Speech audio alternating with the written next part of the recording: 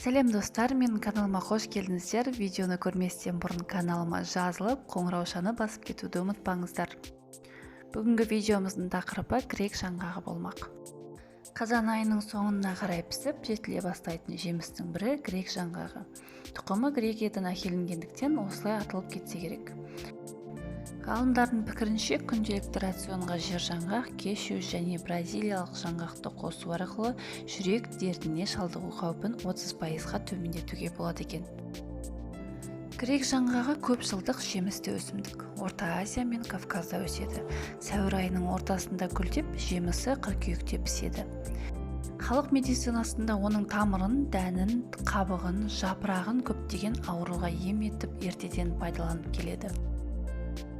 Грек жаңғағының адам ағзасына пайдасын айтатын болсақ, жаңғақ бүйректі қуаттандырып, өкпені тазалап, ішекті дымқылдандырады және дене әлсіздігіне, бел сыздап ауырған, бас айналып құлақ шыңылдағанда да пайдаланады.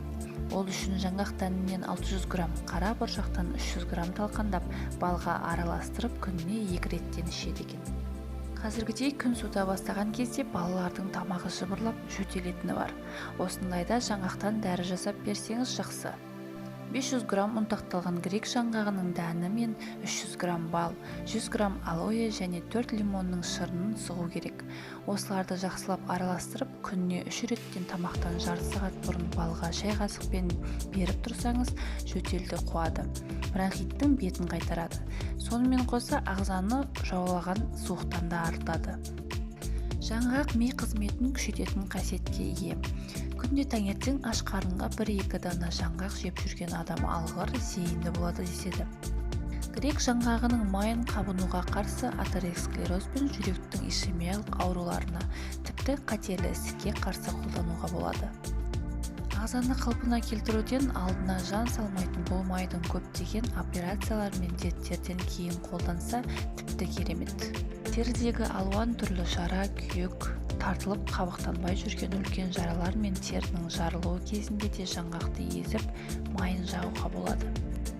Ал ұнтақталған дәнін балмен теңдей мөлшерде араластырып, күніне 3-4 рет 25-30 граммнан жеп жүрсе, балалардың иммунитеттерін көтеріп, күш-қуат береді.